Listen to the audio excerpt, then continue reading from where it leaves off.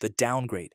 You have a bad day, a real one. By the time you describe it to yourself that night, it's already become not that deep. This has a name, reflexive minimization. It's the habit of shrinking a real event down to a manageable size before you've actually let yourself process it, not after. Here's the mechanism. Your brain treats the size of a feeling as a threat in its own right, separate from whatever caused the feeling. So it edits the feeling down to something it can manage before you've even finished having the original one. The edit happens so fast, you experience the smaller version as your own honest opinion about what happened, not as a defense you built in real time. Harmless. The first time you do it. A pattern, if you genuinely can't remember the last time you let something be as bad as it actually was, start to finish, without shrinking it halfway through. The courtroom with one lawyer. The courtroom with one lawyer. You rehearse an argument you already won, out loud, alone, days after it happened, refining a closing statement nobody's ever going to hear. This has a name too. Reflexive rehearsal loop. You're not preparing for a future conversation. You're relitigating a closed one, and you're the only lawyer in the room, which means you always win, which is exactly the problem with the whole exercise. The mechanism is simple once you see it. Winning an argument nobody's contesting feels like resolution, so your brain keeps reaching for that feeling, but it isn't resolution. It's a loop with no actual verdict, replayed on demand until something else finally interrupts it, and then picked back up again the next time you're alone with your thoughts. That's a case that never closes, because you're the only one who's ever going to let it. The independent story. Someone gets close, and right when it starts to feel real, you find a reason, any reason, to need less from them than you did the week before. Distance felt safer than depending on someone once, a long time ago, under conditions that no longer apply. That's still the software running on hardware that's outgrown the reason it was installed. Here's the part that's actually gaslighting, not just self-protection. You don't tell yourself you're scared. You tell yourself you're independent, same behavior, entirely different story. And the story is convincing enough that you believe it about yourself before anyone else ever gets the chance to. Call it what it actually is, protection, wearing a preference as a disguise, and a fairly good one at that. The work-ethic alibi. The work-ethic alibi. Your calendar has a gap in it, and the gap makes you so uncomfortable, you fill it with a task that didn't actually need doing today, or maybe ever. Symptom rationalization. Well documented in burnout research. You take an avoidance behavior and relabel it discipline, and the relabel holds up under questioning because it's technically true. You did get something done. Nobody asks what the something was actually for. The mechanism nobody talks about is simpler than it sounds. It's not that you can't sit still, it's that stillness leaves room for a thought you'd rather not have. And a task, any task, is a very effective way to make sure that thought never gets its turn to surface. That's not ambition. That's a well-dressed way of running from an empty afternoon, dressed sharp enough that even you don't clock it.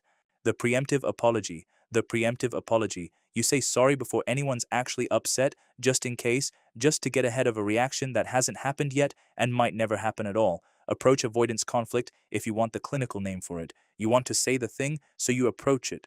You're scared of the reaction, so you avoid it. The compromise your brain lands on is apologizing for a thing you haven't even said yet, which technically satisfies both sides and actually resolves neither. Harmless once, when the stakes are genuinely small. A pattern, if you've apologized for taking up space in a room you were specifically invited into, more than once, this month alone. The memory edit.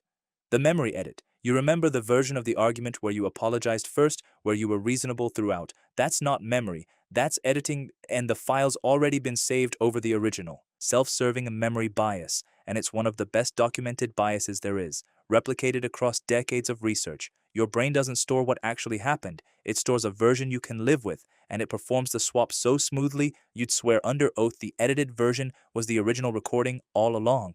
The one who should actually worry isn't the person who remembers being wrong sometimes. It's the person who never seems to be in any story about any conflict ever, because that's not a great memory. That's a very consistent editor with an unbroken track record. The silent treatment you give yourself, a feeling shows up, uninvited, inconvenient, and instead of naming it, you just stop checking in on it, the exact way you'd freeze out a person who annoyed you. Emotional avoidance, functionally identical to the silent treatment, just aimed inward this time, instead of at someone else. You don't argue the feeling down or talk it through. You just stop answering it and quietly hope it takes the hint and leaves on its own. It never takes the hint. It waits patiently, exactly where you left it. Call it a feeling on hold instead, the choice that wasn't one. You stopped reaching out to people somewhere along the way, and without ever deciding to, the story quietly became that you chose this, that you actually prefer it this way. Choice justification. straight out of cognitive dissonance research. Once a pattern's been running long enough, your brain would rather believe you picked it on purpose than sit with the discomfort of admitting it picked you first and you simply stopped resisting. The tell is simple if you're honest about checking for it. A real choice doesn't usually need this much convincing behind it to someone who was never actually asking. The flattering diagnosis. You call it being an introvert, and maybe it is. You've just never actually checked whether it's something else wearing the label, because the label was easier to live with. There's a real difference between needing space and quietly disappearing, and most people can't tell which one they're doing until they've already been doing it for a while, sometimes a long while. The label you pick early on decides whether you ever go looking for the door again. Introversion doesn't usually come with dread every time the door opens. If yours does consistently, you might be diagnosing yourself with a nicer condition on purpose because the real one asks more of you. The comparison dodge. Something you did sits badly with you, so you measure it against someone who did worse, and the bad feeling quietly downgrades to acceptable by comparison alone. Downward social comparison, and it does genuinely lower how threatening your own behavior feels in the moment.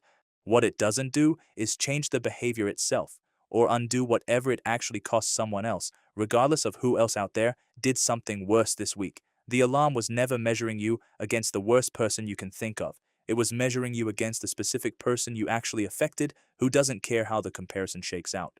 The timestamp trick. Something's clearly gotten worse over the last year, but when you try to pin down when it started, your brain insists it's always basically been like this.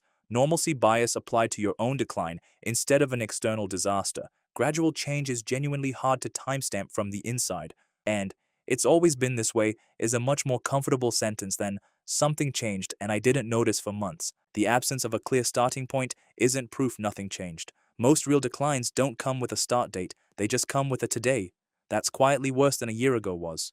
The generosity ledger. You did something you're not proud of, so somewhere in the back of your mind, you start recalling the times you were good to that same person, like the ledger's going to balance itself out. Moral licensing, well studied in behavioral research, past good behavior gets used as a kind of credit against present bad behavior, as if kindness in March prepays for something unkind in October.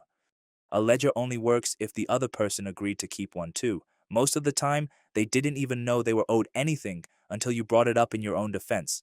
The final witness.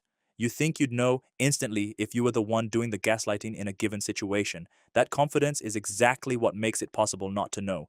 Bias blind spot, documented by Pronin. People consistently rate themselves as less biased than the average person, which is itself a bias running in real time on the exact question being asked. You'd catch a friend doing any of the 13 on this list in about 4 seconds flat. Catching yourself doing the same thing takes considerably longer, if it ever happens at all, in your lifetime. 12 of these run quietly in the background, doing their work without asking permission. The 13th one is what keeps the other 12 fully employed.